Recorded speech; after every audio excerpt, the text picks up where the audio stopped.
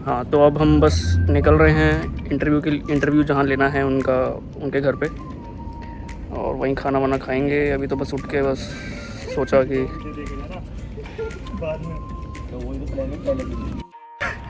Gaurav sir, congratulations. Thank you sir. तो आज हम इनसे इंटरव्यू लेंगे, भाई ये दुबई से क्यों आए हैं।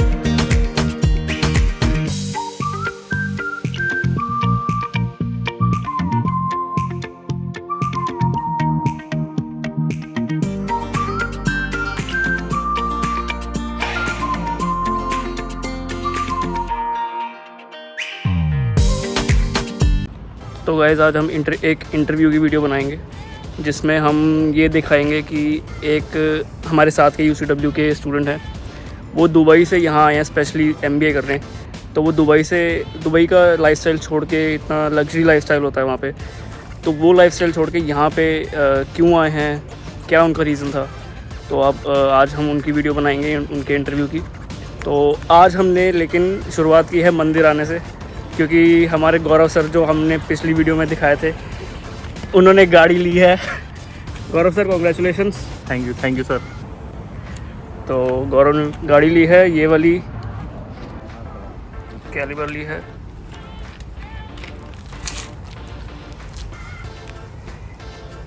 और ये रहा मंदिर,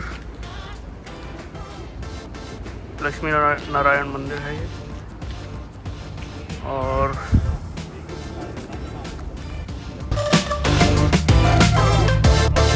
तो अब हम कहाँ जा रहे हैं?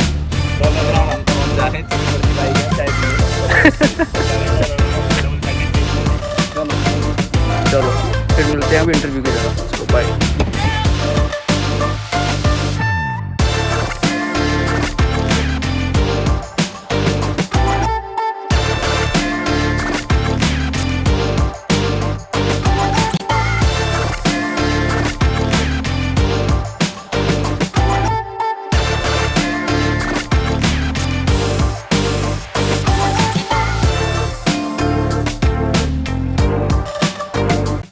तो गाइस अभी हम जा रहे हैं डोलरामा। हमें एक चीज़ लेनी है, वो भी आपको दिखाऊंगा क्या लेनी है और क्यों लेनी है। चलो दिखाते हैं।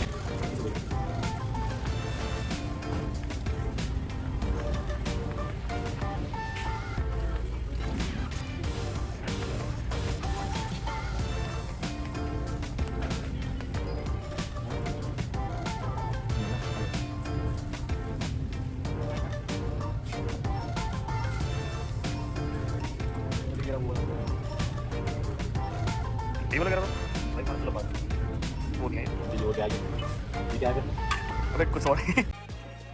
तो हमने ये लिए डबल साइडेड टेप।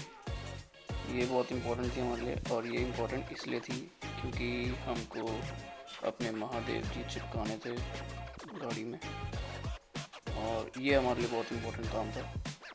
तो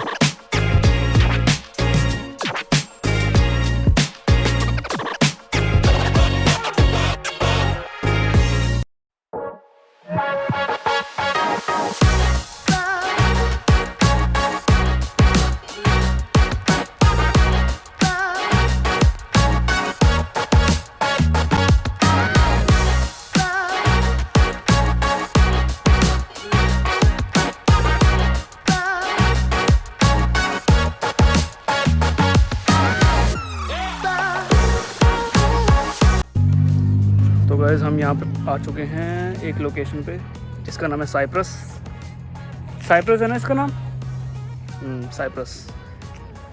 तो आपको यहाँ का व्यू भी दिखाऊंगा, बहुत प्यारा व्यू है। तो यहीं पे ही बनाएंगे वीडियोस वगैरह। और ये हमारे साथ हैं चक्रवर्ती साहब, जिनके साथ हमने वीडियो बनानी है, ये हैं।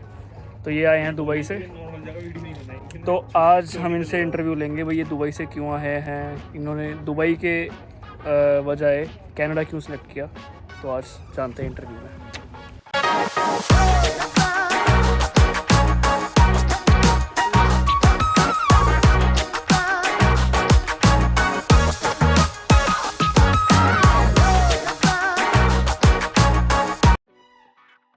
चक्रवर्ती भाई, सर तो आप बताओ ये कैसे हो आप। मैं बढ़िया हूँ भाई, आप बताओ। मैं बढ़िया। तो कैसे चल रही है यहाँ की कनाडा की लाइफ आपकी। बहुत बढ़िया चल रही है भाई, पक्का। सो फार इट्स गुड। तो मैंने आपने बताया था कि आपकी फैमिली भी आ रही है अब। हाँ, दे आर ट्रैवलिंग ऑन 1 जुलाई। बहुत बढ़िया बहुत बढ़िया, कोई एक सहारा हो जाता है। तो कब आ रहे हैं। 1 जुलाई को वो मॉर्निंग में आ जाएंगे। ठीक है।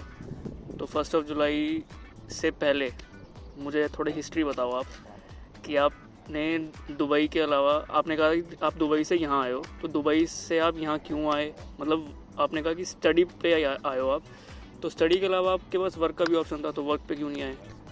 बेसिकली भाई हाँ। ऐसा है, मैं जब दुबई में था मैं टीचिंग करता था। ओके। मैंने 5 साल वहाँ पे टीचिंग की है। तो क्या पढ़ाते थे आप। Biology to AS and A level. Okay. So basically अगर हम इंडिया की बात करें तो 10+1 और +2 के इक्विवेलेंट होता है वो। मैं ब्रिटिश करिकुलम में पढ़ाता था। सो उसमें क्या था कि बहुत अच्छा जा रहा था प्री कोविड। ओके। तो जैसे ही कोविड आया तो सिचुएशन चेंज हो गई, क्योंकि प्राइवेट इंस्टीट्यूशन में आपको पता है कि पे तभी होती है जब आपके पास बच्चे होते हैं। तो कोविड में सब कुछ ऑनलाइन हो गया। सो पेरेंट्स के पास इनकम कम हो गई, काम बंद हो गए, तो स्कूल्स में स्टूडेंट्स कम हो गए, तो ऑटोमेटिकली इसका इम्पैक्ट टीचर को भी पड़ेगा। सो सैलरी कट्स लगने लग गए।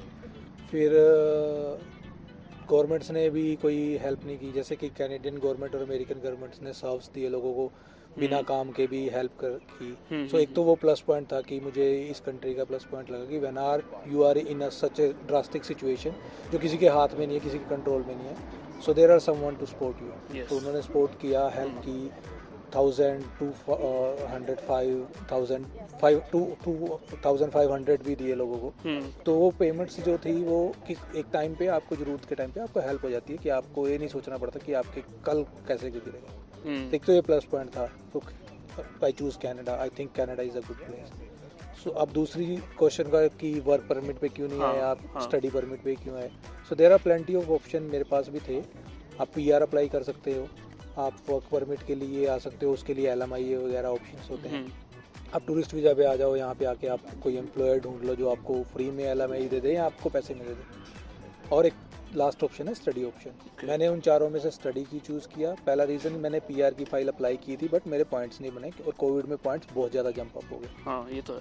मेरे पॉइंट्स थे 430 के आसपास। लास्ट रो जो मेरे से पहले गया वो 435 के आसपास गया था। तो मुझे उम्मीद थी कि नेक्स्ट टाइम मेरी PR आ सकती है, बट कोविड में पॉइंट 600-650 तक चले गए। तो वो होप तो ख़त्म हो गई। फिर उसके बाद मेरे पास LMIA का ऑप्शन था, but there are some people who are charging you 50,000 Canadian dollar, but surety नहीं है आप उतने पैसे दे के भी आपको बाद में PR में वो हेल्प करेंगे या नहीं करेंगे। अच्छा। सो बेटर कि वहाँ पे $50,000 खर्चने और खुद पे कुछ करना। मैं एक टीचर हूँ तो मैं हमेशा ये सोचता हूँ कि लर्निंग लाइफ लॉन्ग चलती है, आप कभी भी कुछ भी लर्न कर सकते हो। तो मुझे लगा कि मैं वो पैसे खुद पे इन्वेस्ट करूँगा तो मैं एक स्किल गेन करूँगा।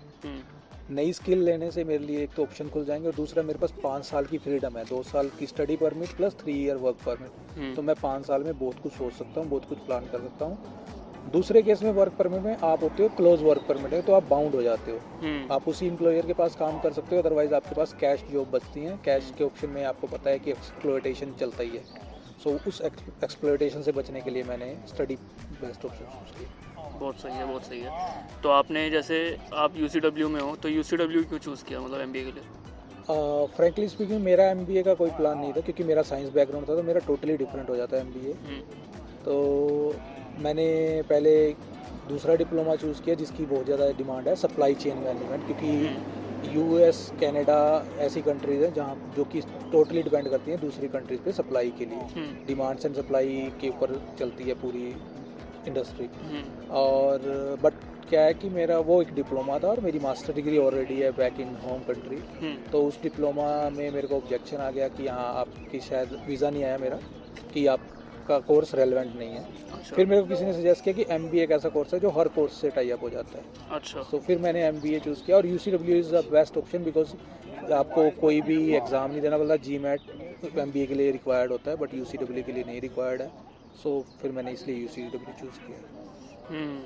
तो जैसे अभी आपकी फैमिली आ रही है तो फैमिली के पर्सपेक्टिव से दुबई ज़्यादा अच्छा है कि कनाडा? अगर मैं लग्जरियस लाइफ की बात करूं तो Dubai is the best place to live, stay, work. अगर आपको एक अच्छी पोजीशन पे जॉब मिलती है, if you are going for a labour job तो दुबई भी अच्छा नहीं है। But if you are reputative job, जैसे मैं टीचर था, it's a good place to live and stay, क्योंकि वहाँ पे लाइफ जो है वो बहुत ईजी है। और सबसे बेस्ट प्लस पॉइंट है वहाँ पे कोई टैक्स नहीं है। टैक्स नहीं है। तो फैमिली के केस में क्या होता है कि आप स्पेंडिंग आपकी बढ़ जाती है। फिर आप जब हर चीज़ पे स्पेंडिंग कर रहे हो, आप टैक्स पे वहाँ भी कर रहे हो और आपकी सैलरी में से टैक्स डिडक्शन हो जाता है। तो कनाडा उसमें प्लस पॉइंट में नहीं आता। और लग्जरी लाइफ की बात करूँ तो वैसे Canada is a beautiful country, but जो लाइफ की आप प्रोस्पेक्टिव से देखो कि आप इंजॉयमेंट के प्रोस्पेक्टिव से देखो तो वहाँ पे लाइफ जो है वो बहुत ज़्यादा अच्छी है। उस केस में वहाँ पे मैंने सुना है कि वहाँ पे PR वगैरह भी जल्दी नहीं होती। वहाँ पे PR का ऑप्शन है ही नहीं, जल्दी लेट का है ही नहीं। आप the moment you are working over there you have a visa. आपकी जॉब चली गई तो आपको 28 डेज में कंट्री आउट करना पड़ेगा या दूसरी जॉब लेनी पड़ेगी, अदरवाइज आप पे फाइन पड़ने लग जाएगा। Canada is a plus point कि आपके पास जॉब नहीं भी है, अगर आपके पास वीज़ा है आप स्टे करोगे जब तक आपका वीज़ा है। वहाँ पे आपका वीज़ा जॉब से एसोसिएटेड है, तो वो वहाँ का नेगेटिव पॉइंट है, यहाँ का प्लस पॉइंट है। दूसरे प्लस पॉइंट कनाडा के ये हैं, आपके पास एक्सप्लोरेशन के लिए बहुत कुछ है, आप बहुत कुछ ट्राई कर सकते हो। They are helping you when you are trying new things. तुम अपना बिजनेस स्टार्ट करो, कुछ भी स्टार्टअप्स के लिए वहाँ पे आपके पास बाउंडेशन है कि you need a local to start a business. और वो 51% का पार्टनर होगा विदाउट डूइंग एनीथिंग। वो आपके लिए कुछ नहीं करेगा, ही जस्ट चार्जिंग योर मनी। सो वो चीज़ें हैं। और जैसे आपने टैक्स वाली बात करी, और तो टैक्स के पर्सपेक्टिव से अगर हम कोई बिजनेस करते हैं कनाडा में तो उसका टैक्स बहुत कम होता है बिजनेस का। हाँ, बिजनेस में यहाँ पे क्या है, आपको स्टार्टअप में हेल्प करती है गवर्नमेंट। वहाँ पे ऐसा कुछ नहीं है, आपको पेमेंट सब करनी पड़ेंगी। इन अप ऑफ दैट उसके एड ऑन क्या होता है कि आप जब एम्प्लॉयर आप हो, बट आप टेक्निकली एम्प्लॉयर नहीं, क्योंकि आपका पार्टनर जो है वो लोकल है, वो ओनर है, होल ओनर। आप सिर्फ उसके लिए काम कर रहे हो, वो कभी भी आपको डिच कर सकता है। अच्छा, उसके हाथ में सब कुछ है। ओके। तो ठीक है, स्टेबिलिटी के हिसाब से तो कनाडा बेस्ट है इस हिसाब से, जिस हिसाब से मैं देख रहा हूँ। और कमाई के पर्सपेक्टिव से अगर आपको कमाना ज़्यादा है तो उसके अर्निंग के पर्सपेक्टिव से अगर आप एज अ स्टूडेंट कैलकुलेट करो तो मैं जो वहाँ अर्न कर रहा था एज अ टीचर, पूरे मंथ की सैलरी इंडियन करेंसी की अगर बात करूँ तो उसके हिसाब से मैं यहाँ पे ज़्यादा अर्न कर रहा हूँ। अच्छा, यहाँ पे एज अ स्टूडेंट हो भी, क्योंकि अगर मैं मिनिमम वेज पे भी काम करता हूँ 70 के आसपास भी, तो आप अगर मैं 20 आवर की भी कैलकुलेशन लेके चलूँ तो आप एक बाई वीकली जो है आप 500 से 700 के आसपास बन जाते हैं आपके टैक्स कट के भी। तो आपको $1300-1400 बन जाते हैं, जो कि आपके ऑलमोस्ट 70-80 हज़ार के आसपास बन जाते हैं। तो वहाँ भी मैं 5000 दिरहम कमा रहा था, जो 20 से मल्टीप्लाई करो तो 1 लाख के आसपास, ऑलमोस्ट इक्वलेंट है on a part time job also. अगर मैं फुल टाइम की बात करूँ, जैसे कि भाई गवर्नमेंट ने हमें फुल टाइम अलाउ कर दिया है, तो फुल टाइम में आई एम अर्निंग अराउंड, क्योंकि मेरा मिनिमम वेजेस का नहीं है, क्योंकि मैं जॉब कर रहा हूँ, वो भी मेरी फील्ड से एसोसिएटेड है, तो मुझे थोड़े पैसे एक्स्ट्रा मिल रहे हैं। और मैं नाइट शिफ्ट कर रहा हूँ तो मुझे प्रीमियम भी मिलता है, तो मैं ऑलमोस्ट 2500 के आसपास कमाता हूँ। तो अगर मैं मल्टीप्लाई करता हूँ 6 से, जो कि आजकल का रेट चल रहा है, तो it's more than that. Yes. तो ये हो गया अराउंड 1,50,000। हाँ, 150 के आसपास 50,000 इंडियन करेंसी में। बहुत बढ़िया है। तो चलो, थैंक यू सो मच, यही सब जानकारी चाहिए थी। Thank you.